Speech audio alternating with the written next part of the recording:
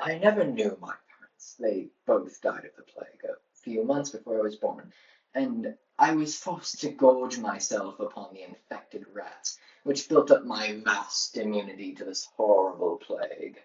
I've always tried to hide my affinity for medicine, and, by association, my destiny by living up my dream as a fruit salesman.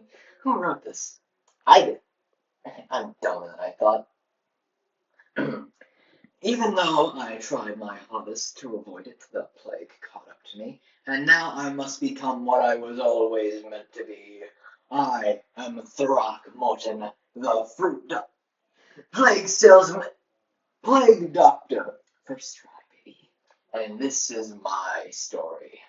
Now, as much as I would love to just jump right into the story, I feel as though your puny plague-scepted minds lack the intellectual complexity to understand the plague and how we, as plague doctors, have put almost 0.1% of a dent in the overwhelmingly vast tragedy that is the plague. And who better to explain it to you than I, Throckmorton, the best plague doctor to walk on God's dying green earth.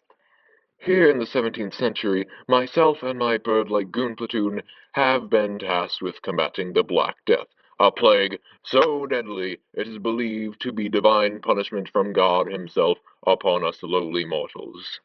Gotta say, big man, I don't know what we did, but I feel like this is a little unfair. If it is about what we did to Big J, then you're a little late to the punishment party, but go off, I guess.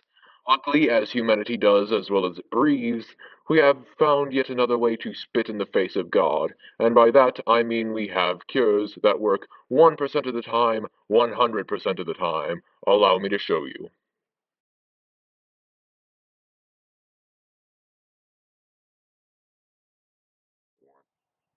Two prescriptions I recommend, and you can feel free to do this at home. In fact, I, as a professional, encourage it. So, these prescriptions consist of 1 cup of vinegar and 1 dead pigeon. You would take the vinegar and drink it like so. Mm. Well, and you would take the dead pigeon like so, and you would rub it on the infected spot. Of course, if you want real professional remedies, it is our job as plague doctors to provide it, as we are paid up to 4 times the average doctor's salary by the village. Of course, if you want some extra special treatments for a little bit of coin, we are happy to provide. But you didn't hear that from me. After all, this stick can do more than move bodies. Speaking of my equipment, that leads to our next point. A plague doctor's suit is his greatest weapon in his arsenal to combat the plague. This amalgamation of style and protection makes any virus quiver in its boots and cry for its mummy. The costume was made of waxy leather and covered almost every inch of the body, except for some holes in the beak and a little bit by the ankles, because there's no feasible way that, a flea infected by the plague could bite me there. Oh, how history repeats itself.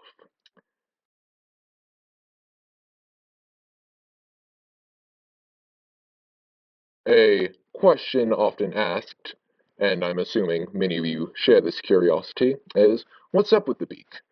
Well, besides style, it was often filled with herbs to counteract the miasma. Miasma being the theory that the plague and similar illnesses were caused by the putrid air. Another question you may be asking is, Throckmorton, what's in your beak? And to that I answer, it's a trade secret. Are you a snitch?